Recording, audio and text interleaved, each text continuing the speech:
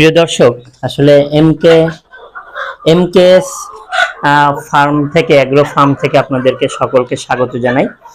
আমরা আজকে আপনাদেরকে দেখাবো আসলে বেকারত্ব দূর করার যে সহজ উপায়। আপনি সামান্য কিছু পুঁজি দিয়েও কিন্তু আপনি একটা স্বাবলম্বী হতে পারবেন। অর্থাৎ আমরা আজকে দেখাবো শুরুটা কিভাবে করবেন। অর্থাৎ এই যে আমরা আজকে বোর্ডিং করতেছি, অর্থাৎ আমাদের নিজস্ব বাচ্চা, আমরা নিজস্বই বাচ্চা ফুটাই আমরা নিজস্বই করি। আমরা ব্রুডিং করতেছি। তার আগে একটু দেখেন, আমরা কিন্তু একটা মশারি টানিয়েছি। মশারিটা হচ্ছে এই যে, অর্থাৎ আপনি যখন ব্রুডিং করবেন তখন প্রথম আপনার কাজ হচ্ছে আপনার বাচ্চাকে সুস্থ সুন্দর রাখতে হবে। রাখতে হলে আপনার কি করতে হবে?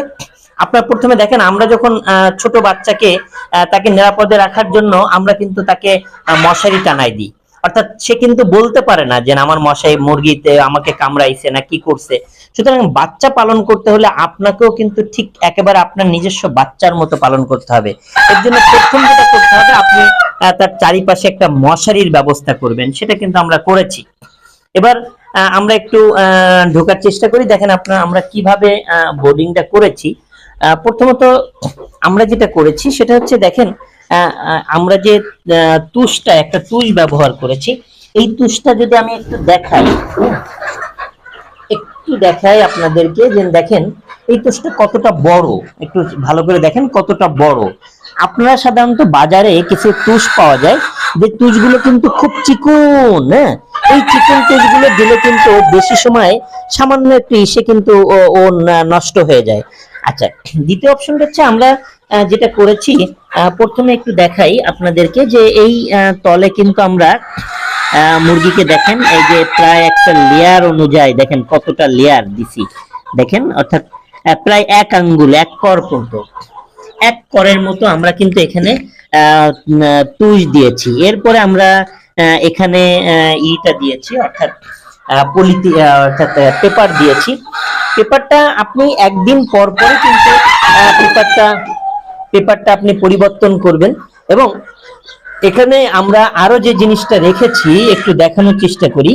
আমাদের এখানে কিন্তু একটা থার্মোমিটার আছে। দেখেন, এটা কিন্তু 35 ডিগ্রি আছে। একটু কাছে নিয়ে দেখাও। এটা কিন্তু 35 ডিগ্রি আছে। অর্থাৎ আপনার বাচ্চাকে পালন করতে হলে আপনার এখানের তাপমাত্রা 30 থেকে 35 এর মধ্যে থাকতে হবে। সেটা কিন্তু আছে। এবার দেখেন, আপনি বাচ্চাটাকে যখন নিয়ে আসবেন, তখন আপনি যে কাজটা করবেন সেটা হচ্ছে যে একটা সবচেয়ে বড় যে বিষয়টা, অর্থাৎ সবচেয়ে বড় যে বিষয়টা সেটা হচ্ছে যে আপনি বাচ্চাটাকে যখন নিয়ে আসছেন তখন কিন্তু বাচ্চাটার উপরে খুব একটা ধক্কল গিয়েছে। এই ধক্কল যাওয়ার কারণে বাচ্চাকে কিন্তু আপনার আরেকটু বলে রাখি, যে দেখেন আমরা কিন্তু এই খাবারগুলো ছিটিয়ে দিয়েছি।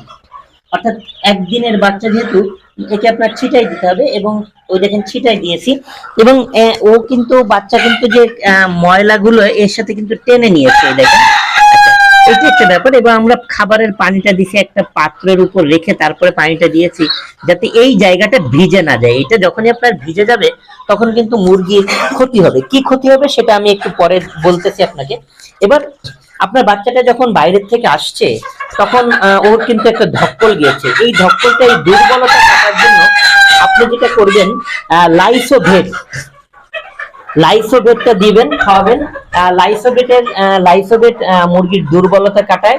এবং প্রথম 2 ঘন্টা খাওয়াবেন। এটা 2 লিটার পানিতে 1 গ্রাম দিয়ে সেভাবে এটা 2 ঘন্টা খাওয়ানোর পরে এরপর আর এটা খাওয়াতে হবে না।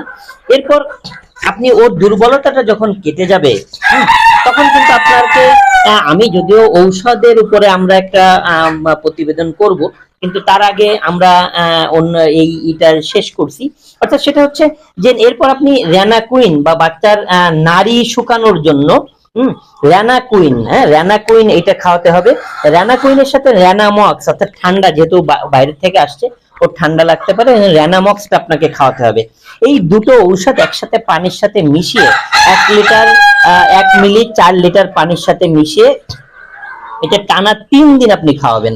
হ্যাঁ, টানা 3 দিন খাওয়ানোর পরে 3 বেলা 3 দিন খাওয়াবেন। এখন আসেন, আপনি বুঝবেন কি করে যে আপনার মুরগিটা কেমন আছে? দেখেন আমরা করেছি, তারপরেও কিন্তু অনেক মশা, অর্থাৎ বাস্তব যেটা বলি যে এই যে লাইটটা, এই লাইটে কিন্তু সাধারণত বাইরে থাকলে দেখবেন অনেক পোকামাকড় চলে আসে।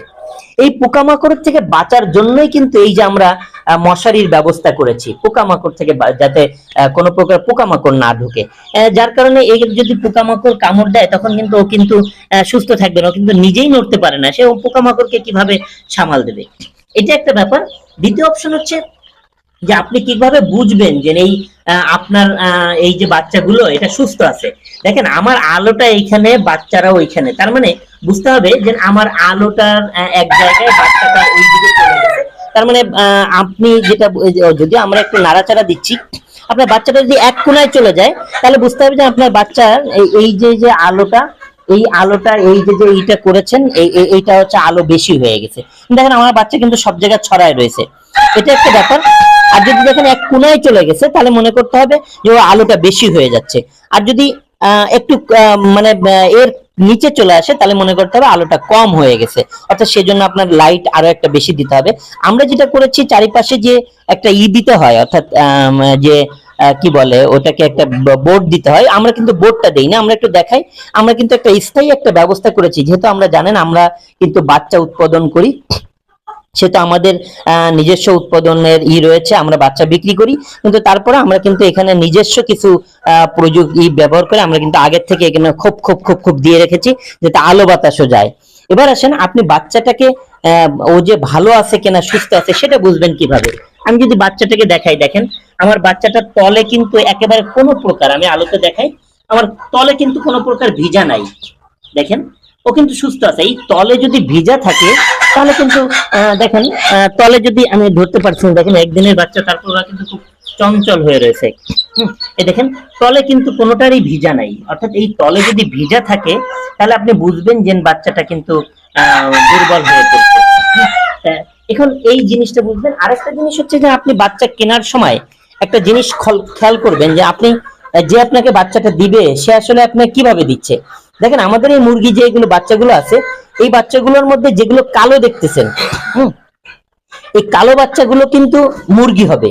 আর অন্য যে সাদা বাচ্চাগুলো দেখতেছেন, এই সাদা বাচ্চাগুলো কিন্তু সাধারণত অধিকাংশ 60-50 এইভাবে কিন্তু বাচ্চা মোরগ হয় সাধারণত। এটা একটা 100% আমি বলবো না, তবে এই সাদা যেগুলো দেখতেছেন এগুলো সাধারণত মোরগ হয়ে থাকে। এইটা হচ্ছে বাস্তবতা।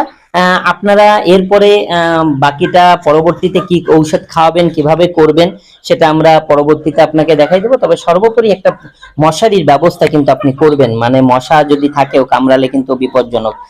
ধন্যবাদ সবাইকে MKS এগ্রো ফার্ম থেকে। পরবর্তীতে আমরা এই বাচ্চাকে পালন করতে কি কি ঔষধ কিভাবে ব্যবহার করবেন সেটা আমরা দেখাবো, এবং আমরা বলি ঔষধ নয়, প্রাকৃতিক উপায়ে বাচ্চা পালন করেন। আমরা কিভাবে প্রাকৃতিক উপায়ে বাচ্চা পালন করবেন সেটাও আমরা দেখাবো।